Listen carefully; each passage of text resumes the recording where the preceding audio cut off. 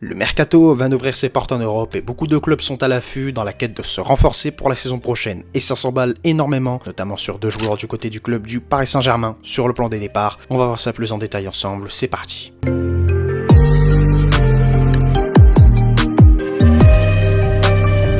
Juste avant d'entamer le premier plan de cette vidéo, les amis, n'hésitez pas, comme d'habitude, à vous abonner, ainsi qu'à lâcher votre meilleur pouce bleu, ainsi qu'à activer les cloches de notification si mon travail et mon contenu vous plaisent.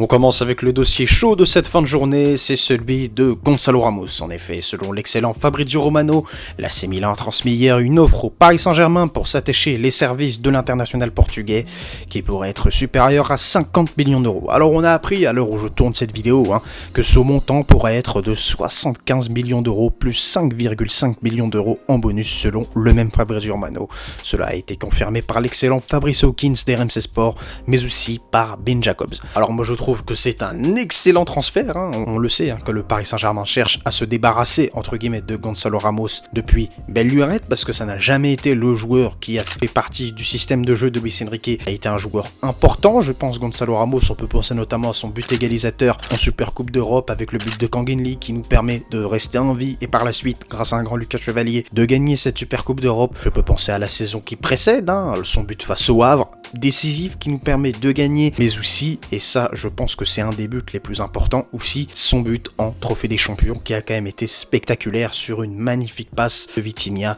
et une magnifique remise de Bradley Barcola, et Ramos n'a plus qu'à la mettre au fond sur une excellente reprise de volée et qui permet au club parisien de survivre et d'égaliser face à son rival de toujours pour gagner ce Trophée des Champions. Donc moi je trouve en tout cas que c'est un excellent transfert puisqu'il me semble qu'il a été acheté pour ce montant là, pour un joueur qui n'a pas énormément baissé le niveau, je trouve, mis à part lorsqu'il a été titulaire où je trouvais que c'était quand même un autre niveau, ce qui me semble assez saugrenu puisque quand il rentrait son niveau était complètement autre chose, même si sur ses dernières rentrées c'était pas ça qui était ça, mais avec les matchs que j'ai cités, je pense qu'il a quand même été très très bon. Il a quand même marqué chaque saison sa dizaine de buts. Sa première saison a pour moi été la meilleure parce qu'il a déjà premièrement été beaucoup plus titulaire, notamment lorsqu'un Kolo Muani était un petit peu moins bien et lorsque Mbappé a été repositionné en tant que numéro 9, mais après il y a eu aussi le fameux repositionnement d'Ousmane Dembélé et surtout l'arrivée d'un Kvaratskhelia qui l'ont complètement éclipsé, mais il a quand même pas baissé les bras, il a travaillé, il a marqué ses buts, il a respecté les décisions du coach et pour moi, c'est un joueur qui aura énormément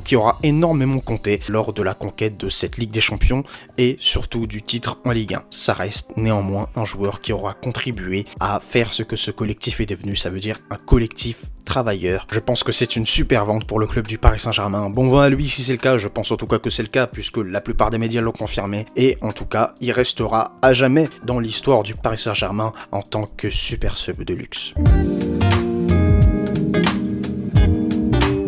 On continue toujours du côté des départs, du côté du club du Paris Saint-Germain avec celui de Kanginli qui se confirme selon plusieurs médias italiens. Celui-ci aurait trouvé un accord avec l'Atlético Madrid. En effet, selon Matteo Moretto, l'international sud-coréen aurait trouvé un accord verbal avec les Colchoneros sur ces dernières semaines. Il ne reste plus que l'accord entre les deux clubs pour que son arrivée se précise et se fasse du côté du club finaliste de la Ligue des Champions en 2014. Alors Kanginli, c'est un cas un petit peu plus mesuré que Gonçalo Ramos que j'aurais sur lui. Ça n'a pas été un joueur qui a été énormément utilisé par Luis Enrique. Il a fait quelques entrées par-ci par-là en Ligue des Champions, mais généralement c'était plus un joueur de Ligue 1, et je trouve même qu'un joueur comme Seny Mayulu a été beaucoup plus impactant, beaucoup plus important, et ça n'a pas été un joueur qui, contrairement à Gonçalo Ramos, a su apporter sa pierre à l'édifice et a su être décisif dans les moments qu'il fallait. Bon, je pense qu'il y a quand même ce moment que j'ai mentionné quand je parlais de Gonçalo Ramos lors de la Super Coupe d'Europe, mais sinon c'est tout ce que j'ai, c'est tout ce qui me sort. Peut-être le match face au Barça, sa belle entrée, mais c'est tout ce qui me sort. Ça n'a jamais été un joueur playmaker